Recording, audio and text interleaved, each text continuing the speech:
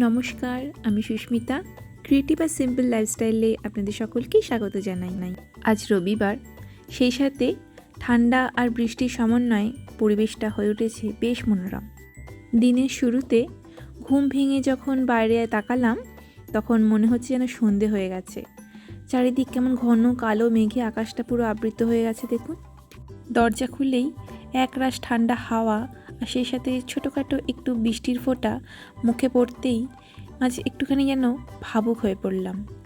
বিয়ের আগে যখন বাপের বাড়িতে থাকতাম, তখন মার সাথে বসে কত গল্প করতাম এই বৃষ্টিমুখর দিনগুলোতে। মা কত রকমের স্ন্যাক্স বানিয়ে আনতো, গরম গরম ধোঁয়া ওঠা কফি বা চায়ের সাথে সন্ধ্যেটা কাটাতাম। খুব মিস করি জানেন সেই দিনগুলোকে। তবে এখন মেয়ের ডাকে বাধ্য হয়েই আবার বাস্তব জগতে চলে এলাম। চলুন আর কাব্য না গিয়ে আজকের ভিডিওটা শুরু করি। আজ যেহেতু একটু ছুটি ভাব আর সেই সাথে বাইরেও মোটামুটি সুন্দর বৃষ্টিও পড়ছে, তাই বাড়িতেই থাকবো, সেরকম বেরোনোর কোনো প্ল্যান নেই। তবে বিকেলে যদি ওয়েদারটা একটু ভালো থাকে তখন একটু বেরোনোর ইচ্ছে আছে, দেখা যাক। আর সেই সাথে আপনাদের সাথে শেয়ার করব কালকে আমরা কী কী জিনিসপত্র কিনেছি, সেইগুলো আপনাদের দেখাবো।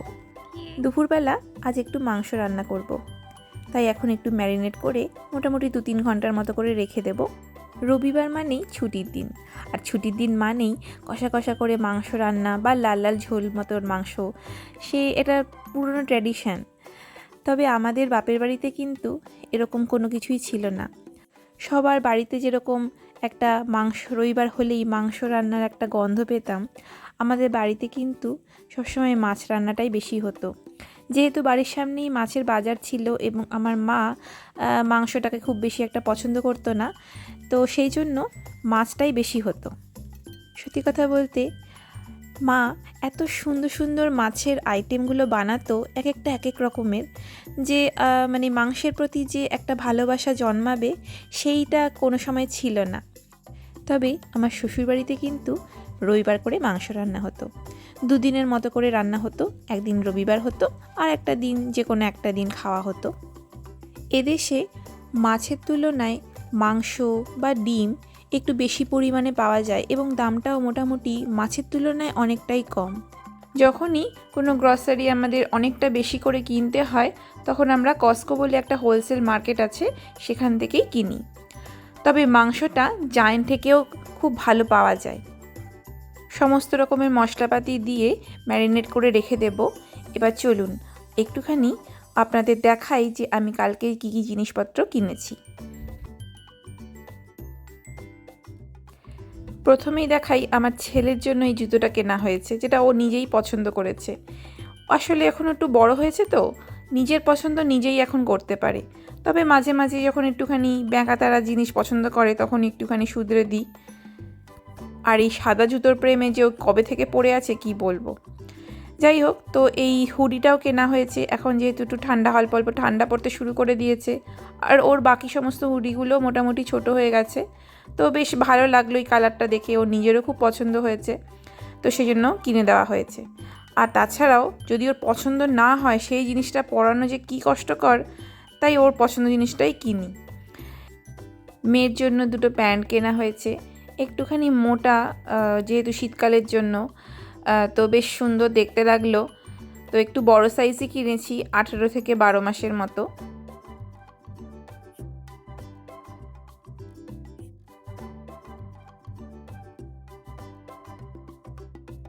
এবার কিছু টপ, একটুখানি সোয়েটার টাইপের জামা কাপড় কেনা হয়েছে। তার মধ্যে এটা একটা সোয়েটার, এটা ডিজনির কালেকশন যেহেতু, সেই জন্য একটু দামটা বেশি, মোটামুটি $12, $9, $21 এরকম টাইপের মধ্যে। এখানে একটা সোয়েটার টাইপের কিনেছি, এটা একটু বড় সাইজই কিনি, যেহেতু এখনও বাড়বে তাই জন্য একটু বড় সাইজের কেনা হয়।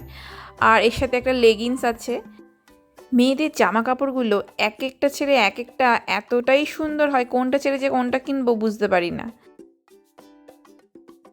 তবে আমার হচ্ছে পোড়া কপাল, ছেলের সময়ও সাজানো যায়নি, আর মেয়ের সময় তো আরও সাজাতে পারি না।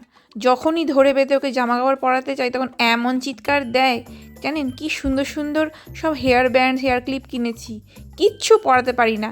যখনই পরাই তখনই টান মেরে খুলে ফেলে দেয়। চুল বাঁধবো তোকে তো ধরতেই পারি না, ও ধরলে এমন চিৎকার দেয়। এখন যেহেতু সিজন হচ্ছে শীতকাল, তাই ক্লিয়ারেন্সে গরমেরও কিছু জামা কাপড় রয়েছিল যেগুলোর দামগুলো অনেকটাই কমানো ছিল। তো এই জামাটা আমার খুব ভালো লেগেছে, তাই একটু বেশি বড় সাইজ কিনেছি। যখন গরমকালে পরাবো তখন এটা ও পরতে পারবে। দুপুরে রান্না স্টার্ট করে ফেললাম। যেহেতু সমস্ত মশলা দিয়ে ম্যারিনেট করাই ছিল, তাই জাস্ট জিরে গুঁড়ো আর শুকনো লঙ্কা ফোড়ন দিয়েছি, আর কিছুই করিনি। গরম মশলাটা না গোটা দিতে একদম ভালো লাগে না, মনে হয় যেন নষ্ট হচ্ছে, তাই সবার লাস্টেই একটু ঘি গরম মশলা দিলেই শেষ করে দেবো রান্নাটা। যখন বিয়ে হয়ে শ্বশুরবাড়িতে এলাম, দেখতাম রবিবার করে মাংস রান্নাটা আমার বর বানাতো, আর ফিনিশিং টাচ মানে ওই ঘি গরম মশলা দেওয়ার ব্যবস্থাটা আমার শ্বশুরমশাই করতো। তো বিকেল বিকেল আমরা বেরিয়ে পড়লাম। দেখুন কি সুন্দর ওয়েদার, কে বলবে সকালবেলা এত বৃষ্টি বাদলা হয়েছে। এখানে না ওয়েদারটা একটু সত্যি অদ্ভুত। তো যাই হোক, আমরা এত সুন্দর ওয়েদারের মধ্যে দিয়ে যেতে যেতে আমরা ওয়ালমার্টে পৌঁছে গেলাম। তো ওয়ালমার্টে গেলেই আমি বাজারের দিকে চলে যাই, আর আমার ছেলে আর মেয়েকে নিয়ে আমার বর এই খেলার জায়গাটায় চলে আসে। ওরা চুপচাপ এখানে বসে বসে খেলে, আর আমি সেদিকে সমস্ত বাজার হাটগুলো করে নিই। দিনের আলো থাকতে থাকতেই বাড়ি চলে এলাম। আসলে মেয়ে এসেই দেখছি একটুখানি খালি শুয়ে রয়েছে। তো আমরা তো অবাক যে দাদার কোলে শুয়ে আছে আর মাঝে মাঝে এরকমভাবে শুয়ে পড়ছে কেন। তো মনে হয় ওর একটু ঘুম পেয়েছে। তো ভিডিওটা আর না টেনে এখানেই শেষ করছি। আজকের এই ছোট ভিডিওটা আপনাদের সকলকে কেমন লাগলো সেটা কিন্তু অবশ্যই কমেন্টে জানাবেন। যদি ভালো লাগে তো একটা ছোট্ট দেখে লাইক করে দেবেন, আর অবশ্যই শেয়ার করবেন।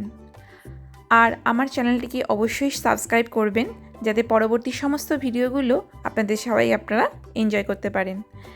তো আপনারা সবাই খুব ভালো থাকবেন আর সুস্থ থাকবেন, আর অবশ্যই অন্যদেরও সুস্থ থাকতে সাহায্য করবেন। নমস্কার।